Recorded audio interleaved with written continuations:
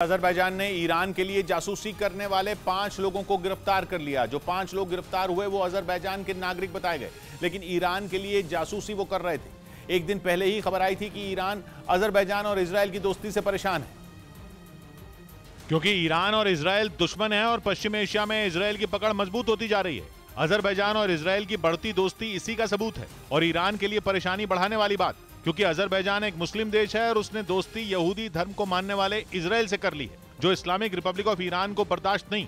माना जा रहा है कि इसी वजह से ईरान अजरबैजान की मुश्किल बढ़ा रहा है और अजरबैजान के लोगों से वहीं की जासूसी करवा रहा है। अजरबैजान ने दावा किया कि उसने 5 लोगों को गिरफ्तार किया है। ये 5 लोग अजरबैजान के नागरिक हैं, लेकिन ईरान के लिए जासूसी कर रहे थे और वहां की सेना से जुड़ी जरूरी जानकारी ईरान को दे रहे थे। और जैसे अजरबैजान को इन जासूसों के बारे में पता चला, वहां की सरकार ने उनकी धरपकड़ शुरू कर दी। अजरबैजान को पता चला है कि ये जासूस ईरान को उसके हथियारों और ड्रोन के बारे में जानकारी दे रहे थे, क्योंकि उसे पता चल गया था कि इजरायल और तुर्की ने अजरबैजान को हथियार और ड्रोन देने की तैयारी कर ली है।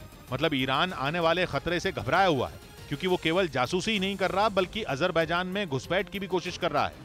एक रिपोर्ट में दावा किया गया कि इस महीने की शुरुआत में ही अजरबैजान ने ईरान के 17 घुसपैठियों को पकड़ा है। यही नहीं, पिछले ही हफ्ते अजरबैजान ने कहा था कि ईरान उसे धमका रहा है, जिसके बाद अमेरिका ने अजरबैजान से कहा था कि वो ईरान से लड़ने में उसकी मदद करेगा, लेकिन ईरान नहीं मान रहा।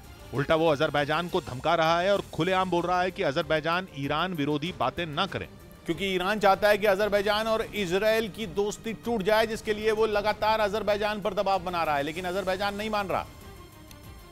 क्योंकि नागोर्नो कराबाख की लड़ाई में ईरान अर्मेनिया का साथ दे रहा है। यही नहीं, वो ईरान और अर्मेनिया को जोड़ने वाला एक रास्ता बनाने की भी प्लानिंग कर रहा है, जो अजरबैजान के कुछ हिस्से से भी गुजरेगा। और ये बात अजरबैजान को बर्दाश्त नहीं है, क्योंकि अगर ईरान ने रास्ता बना लिया तो अर्मेनिया बेधड़क होकर उसके इलाके से गुजरेगा।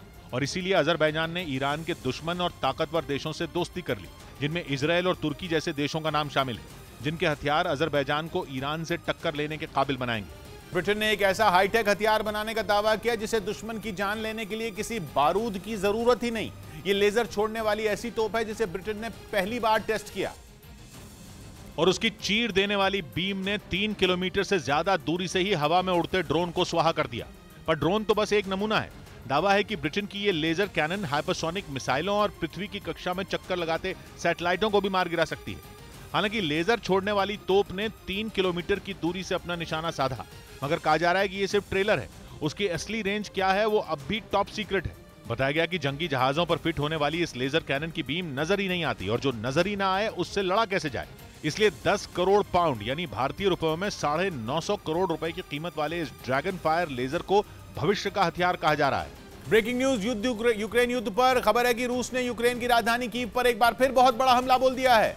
रूस के मिसाइल हमलों से कीव थर्रा उठा है। यूक्रेन के राष्ट्रपति ज़ेलेंस्की ने आरोप लगाया कि रूस ने कीव समेत यूक्रेन के अलग अलग शहरों पर 1-2 नहीं बल्कि करीब 100 मिसाइलें दागी हैं। इन हमलों में कीव की कई इमारतों को भारी नुकसान पहुंचने और एक नागरिक की मौत होने की खबर है। मतलब वो आशंका सच साबित हुई कि खैरसोन में बाजी पलटने से बौखलाए पुतिन एक बहुत बड़ा ऑपरेशन कर सकते हैं। यूक्रेन को डर है कि कीव के अलावा दूसरे शहरों पर भी रूस बमबारी कर सकता है, जिसकी वजह से यूक्रेन ने पहले ही अपने 7 शहरों में अलर्ट भी जारी किया था। Включили нашу енергетику в багатьох містах нашої держави. Ми працюємо, все відновимо, все переживемо. Слава Україні!